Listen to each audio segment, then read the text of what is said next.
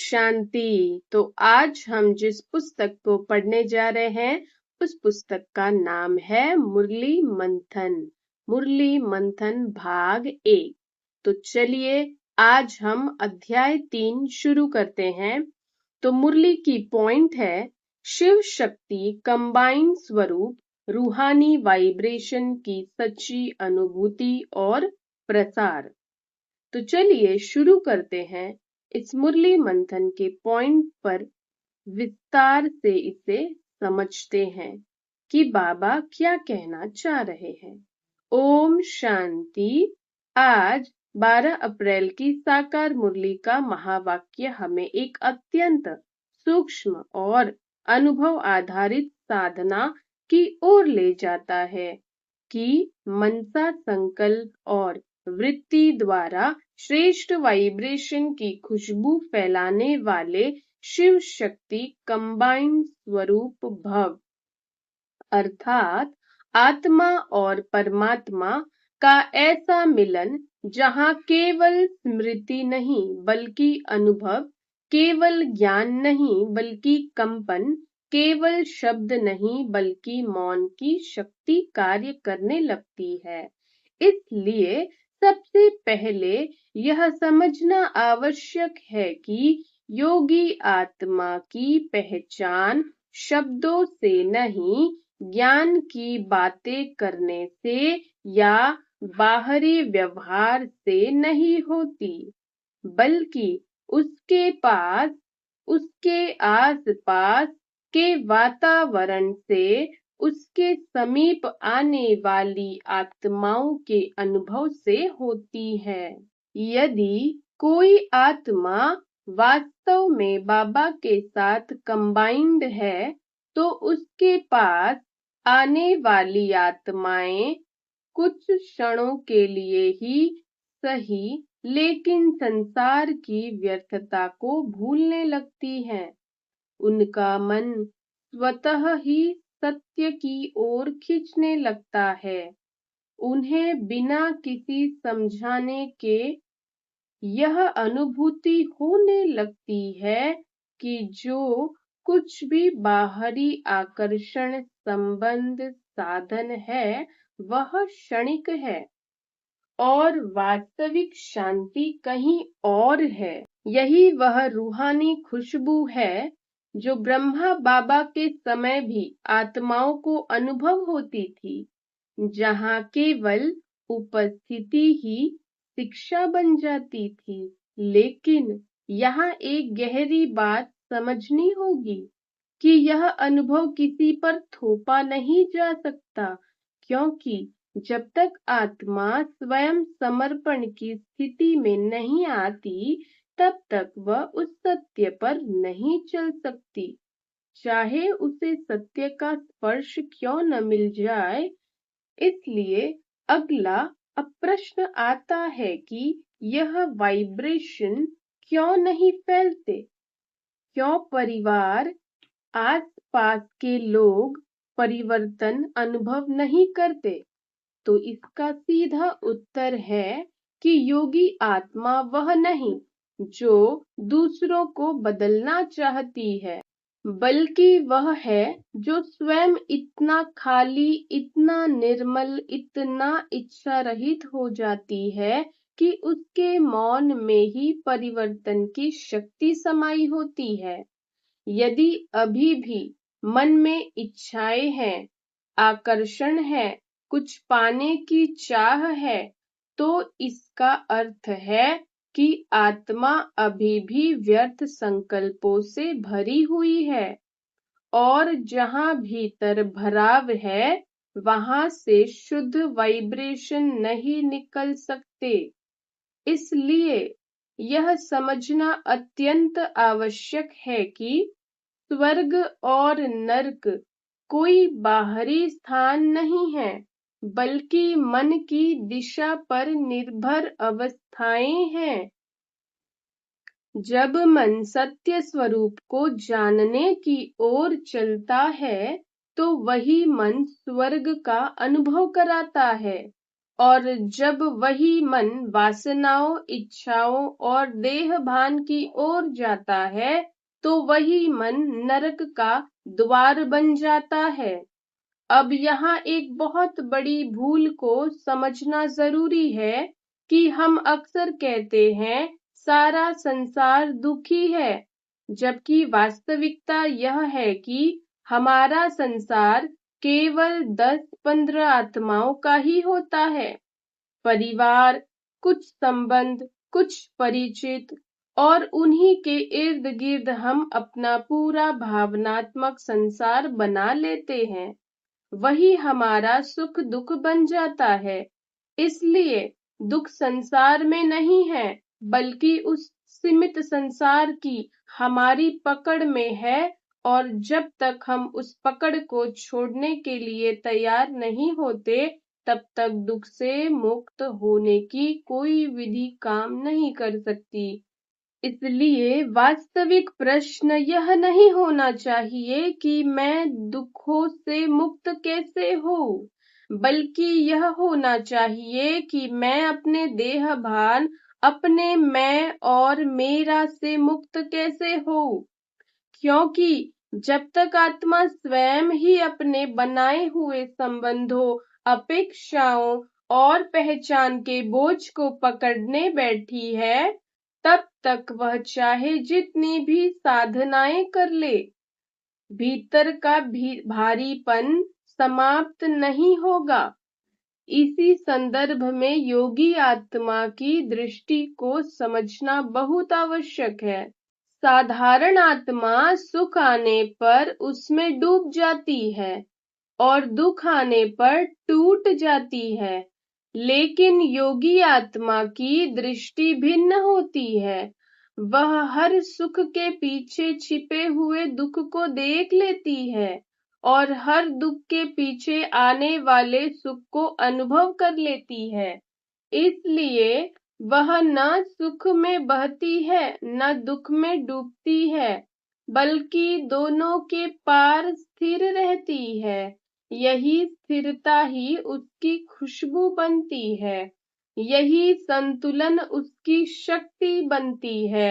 अब इस अवस्था को प्राप्त करने के लिए केवल ज्ञान पर्याप्त नहीं है, बल्कि मौन की साधना अनिवार्य है, क्योंकि सभी शब्द, सभी मंथन, सभी क्लासेस अंततः उसी मौन की ओर ले जाने के लिए है, जहां आत्मा अपने मूल स्वरूप में स्थित हो जाती है।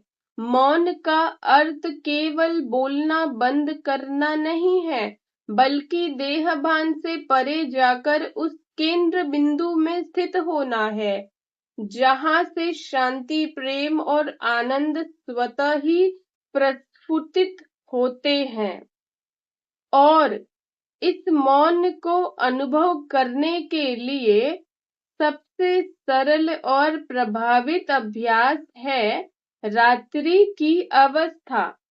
जी हाँ, क्योंकि सोने से पहले का अंतिम विचार ही पूरी रात की चेतना को निर्धारित करता है। इसलिए सोने से पहले आत्मा को 3 चरणों में ले जाना है। पहला, शरीर को पूर्णतः शिथिल करना, ऐसा अनुभव करना कि शरीर है ही नहीं, हर अंग ढीला हो जाए, हर अंग ढीला हो गया है। दूसरा, श्वास को शांत करना, धीरे धीरे उसकी गति को इतना सूक्ष्म करना कि उसका बोध भी समाप्त होने लगे। और तीसरा, मन को यह संकल्प देना कि अब विचार भी शांत हो रहे हैं, और फिर बाहरी ध्वनियों को भी शांति के रूप में अनुभव करना, जहां भीतर और बाहर दोनों में एक ही मौन का अनुभव हो। इसी अवस्था में प्रवेश करते करते आत्मा अपने सत्य स्वरूप को स्पर्श करने लगती है, और वही अवस्था रात भर ऊर्जा, शांति और शक्ति को पुनः भर देती है। परिणाम स्वरूप अगला दिन ऐसा बनता है जहां बिना प्रयास के सही निर्णय, सही विचार और सही दिशा स्वतः ही मिलने लगती है, मानो भीतर से कोई मार्गदर्शन हो रहा हो। और यदि दिन में कभी भ्रम या समस्या उत्पन्न हो तो 4 प्रश्न आत्मा को तुरंत केंद्र में ले आते हैं। मैं कौन हूँ? मैं कहाँ से आया हूँ? मुझे कहाँ जाना है? और मुझे अभी क्या करना है? ये प्रश्न बुद्धि को शांत करके आत्मा को उसके मूल में स्थापित कर देते हैं।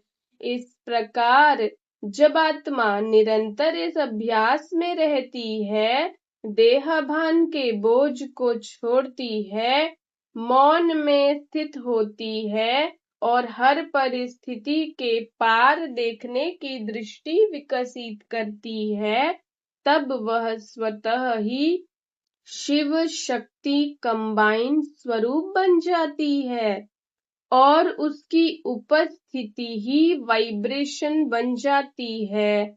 उसकी चुप्पी ही शिक्षा बन जाती है और उसकी स्थिति ही वह रूहानी खुशबू बन जाती है जो बिना शब्दों के चारों ओर फैलती है और आत्माओं को सत्य का अनुभव कराती है।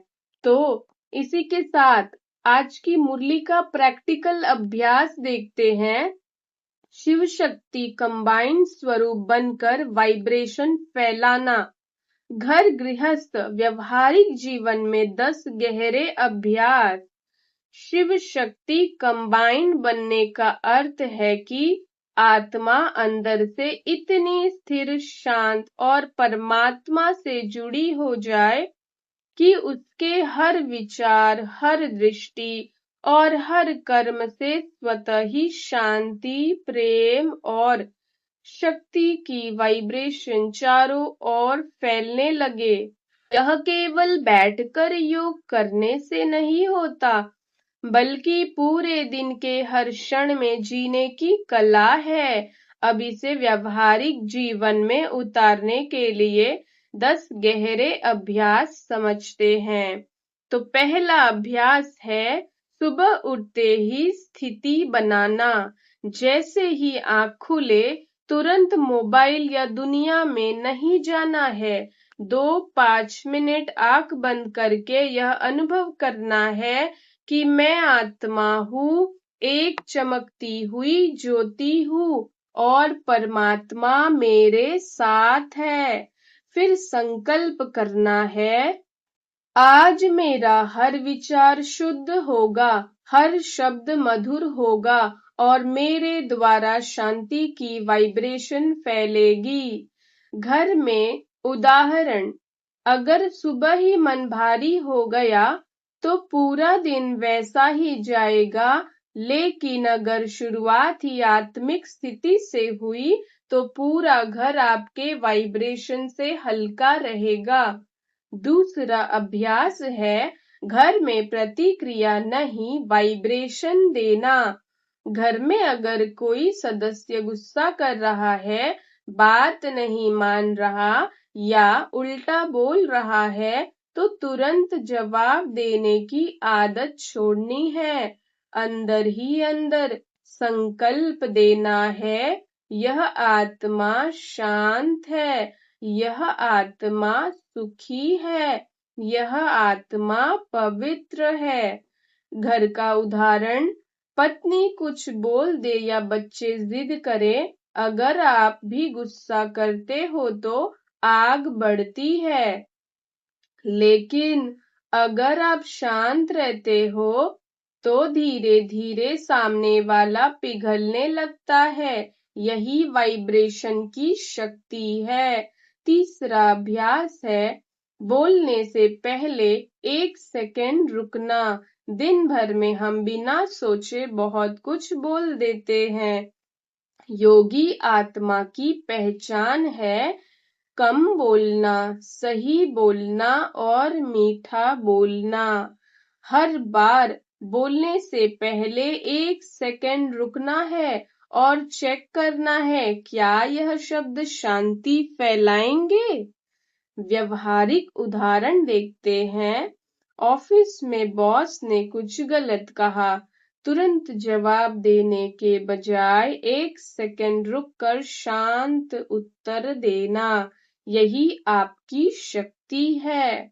अब इसी के साथ चौथा अभ्यास हम देखेंगे। हर घंटे मन चेक करना। दिन भर में मन व्यर्थ विचारों से भर जाता है। उसने ऐसा क्यों किया, उसने वैसा क्यों कहा। हर 1-2 घंटे में 1 मिनट रुककर खुद से कहना है, स्टॉप, मैं आत्मा हूँ, यह सब व्यर्थ है। उदाहरण, घर के छोटे छोटे मुद्दे, किसने क्या रखा, किसने क्या नहीं किया, किसने क्या रखा, किसने क्या नहीं किया।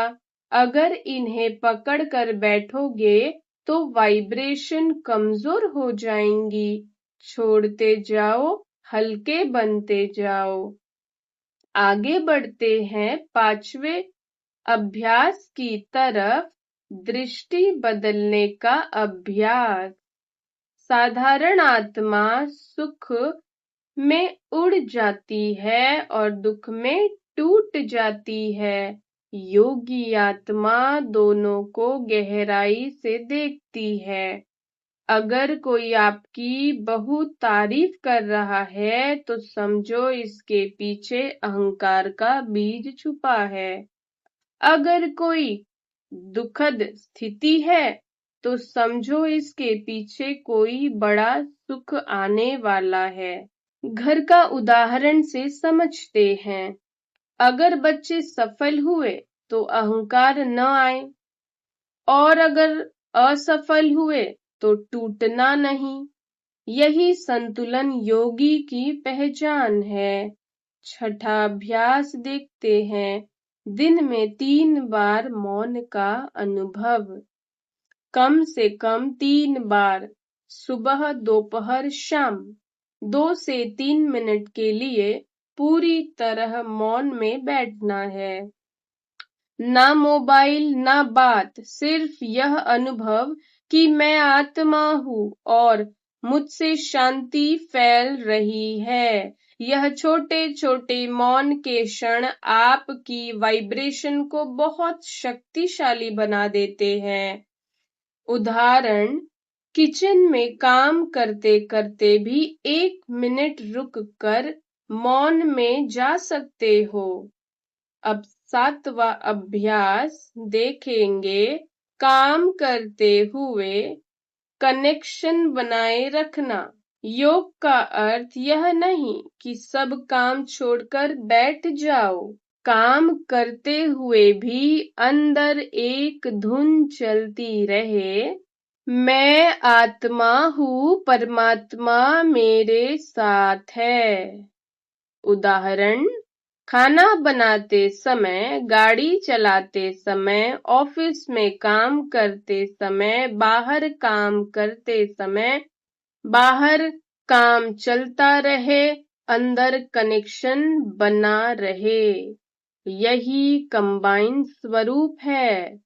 8वां अभ्यास, रात को सोने से पहले शुद्ध अवस्था बनाना। सोने से पहले शरीर को रिलैक्स करना है, श्वास को शांत करना है और फिर अनुभव करना है, मैं आत्मा हूँ, शरीर नहीं। दिन भर की सारी बातें खत्म करके किसी के प्रति भी नकारात्मक रखे बिना सोना है। उदाहरण है, अगर गुस्से में सोएंगे तो वही ऊर्जा रात भर चलेगी, लेकिन अगर शांति में सोएंगे तो सुबह उठते ही हल्कापन महसूस होगा। नवा अभ्यास है समस्या आने पर आत्मिक प्रश्न करना। जब कोई समस्या समझ न आए तो तुरंत रुककर 4 प्रश्न पूछने हैं। मैं कौन हूँ? मैं कहाँ से आया हूँ? मुझे कहाँ जाना है? और अभी मुझे क्या करना है? 2 मिनट मौन में बैठना है। उत्तर अपने आप अंदर से आएगा। उदाहरण, परिवार या बिजनेस में बड़ा निर्णय लेना हो तो पहले मौन, फिर निर्णय। अब 10वां अभ्यास देखते हैं, देहभान से बार बार मुक्त होना। दिन भर में बार बार याद दिलाना है, मैं शरीर नहीं आत्मा हूँ। जितना देहभान कम होगा उतना हल्कापन आएगा और वाइब्रेशन शक्तिशाली होंगी। उदाहरण, अगर कोई आपकी बुराई करता है और आप शरीर समझकर लेते हो तो दुख होगा, लेकिन आत्मा समझकर देखोगे तो कुछ असर नहीं पड़ेगा।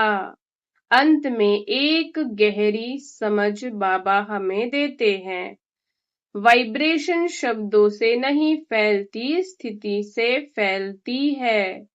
अगर आत्मा अंदर से शांत, प्रेममय और परमात्मा से जुड़ी हो तो बिना कुछ बोले भी आसपास का वातावरण बदलने लगता है।